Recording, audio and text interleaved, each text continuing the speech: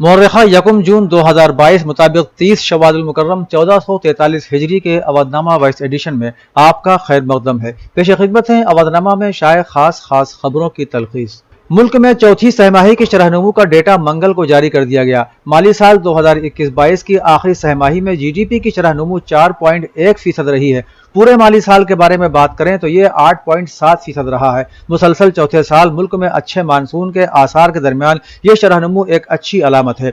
Chief इक़्तिसादी Musheer अनंत नागेश्वरन ने कहा कि दरामदी अशिया पर बढ़ते हुए दबाव के दरमियान अफरात ज़र पर दबाव है। आलमी सतह पर खाम तेल की कीमत एक मरतबा फिर $120 फी बैरल तक पहुंच गई है। हिंदुस्तान दुनिया भर में अफरात ज़र में तब्दीली से महफूज नहीं है, लेकिन दूसरे ममालिक के मुकाबले में बहुत बेहतर है। ताहम अनाज की पैदावार में 1.2% इजाफे के साथ अच्छे मानसून के इम्कानात कवी हैं। गंदम की खरीदारी कम रही है क्योंकि पैदावार कम हुई है और बरामदात के रास्ते खुल गए हैं। ताहम अनाज का काफी जखीरा है। वाराणसी की ज्ञानवापी मस्जिद के सर्वे की वीडियो लीक होने के मामले में चारों मुद्दईयान ने आज अपने सील बंद लिफाफे अदालत में सरेंडर करने की कोशिश की, लेकिन जिला जज ने उसे वापस कर दिया। एडवोकेट कमीशन की कार्रवाई की वीडियो फोटो लीक होने की वजह से चारों अर्जी गुजार खवातीन जिला जज की अदालत में पहुंची और अपने सील बंद लिफाफे सरेंडर करने लगी। वहीं अदालत ने इस मामले की भी जांच कराने के लिए कहा है कि वीडियो लीक कैसे हुई। इस सिलसिले में वीडियो लीक केस की समाअत 4 जुलाई को होगी। गौरतलब है कि कल शाम चारों अर्जी गुजार खवातीन सीता साहू, रेखा पाठक, लक्ष्मी देवी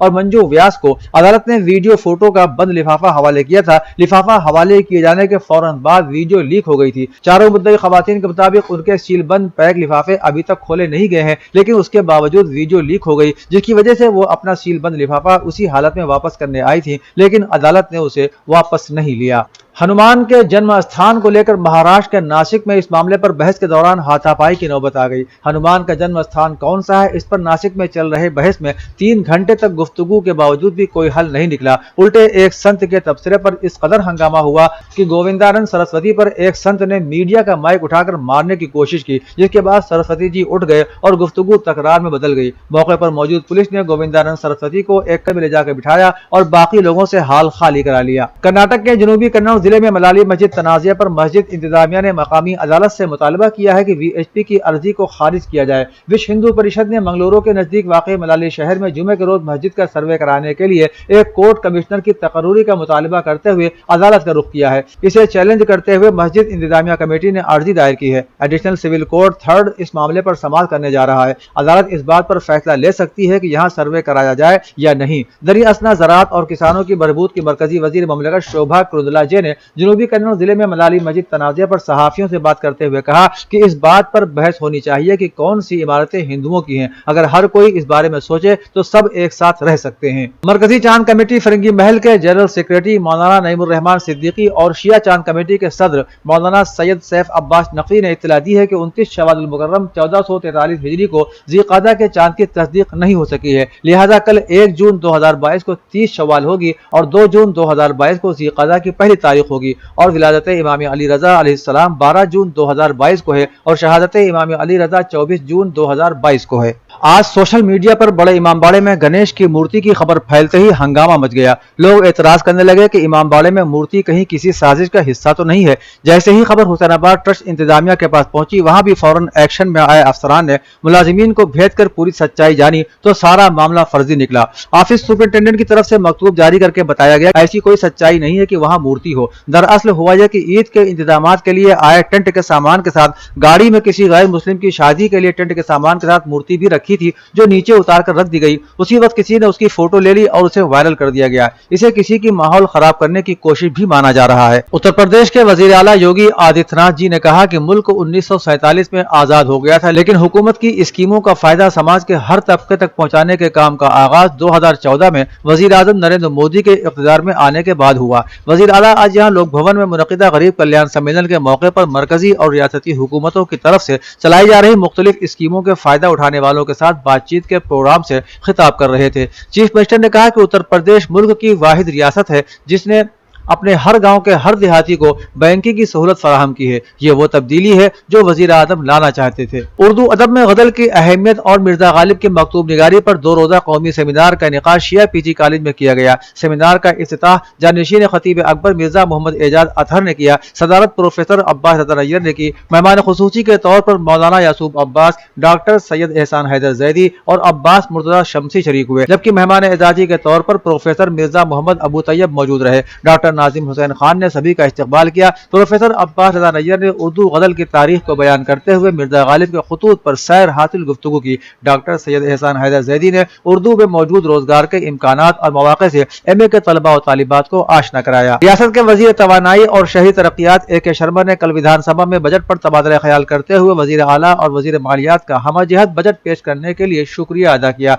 मिस्टर AK शर्मा ने महकमा तवानाई और शहरी तरक्यात के बारे में हिज़्ब मुखालिफ के जरिए पेश किए गए दावों को खारिज करते हुए कहा कि रियासत में बिजली के लटकते और मखदूश तारों के मसाइल के लिए सपा हुकूमत जिम्मेदार है। सपा हुकूमत में बिजली बंदोबस्त पर काम नहीं हुआ, जिसकी वजह से आज ये हालात पैदा हुए। उन्होंने कहा कि हिज़्ब मुखालिफ के जरिए शहरों की सफाई का मौजू उठाया जाना गलत है। उन्होंने कहा कि शहरों में सुबह 5 बजे से सफाई शुरू हो जाती है। उत्तर प्रदेश के अमरोहा जिले में आवारा कुत्तों ने 9 साल बच्चे को हलाक कर दिया, जबकि उसके चाचाजाद भाई को शदीद तौर पर जख्मी कर दिया। आवारा कुत्तों ने पीर की शाम जिस वक्त उन पर हमला किया, उस वक्त शशिकांत और कृष्ण नामी लड़के अपने चचा के साथ खेतों में काम कर रहे थे। जब तक बच्चों को कुत्तों के चुंगल से निकाला गया, वो शदीद तौर पर जख्मी हो चुके थे। उन्हें फौरी तौर पर हसनपुर कम्युनिटी हेल्थ सेंटर ले जाया गया, जहां डॉक्टरों ने शशिकांत को मुर्दा करार दे दिया, जबकि कृष्ण को मजीद इलाज के लिए Lala Lajpat Rai memorial medical college Meerut refer कर दिया गया, जहां उसकी हालत नाजुक बताई जा रही है। दरियासना इस वाक़े से मकामी लोगों में सख्त गम और गुस्सा पाया जा रहा है। मसरूर एजुकेशन सोसाइटी के ज़ेर एहतमाम डॉक्टर मंसूर हसन खां की मुरतबा किताब सैयद अनवर जमाल दानिशवरों की नज़र में की रस्म इजरा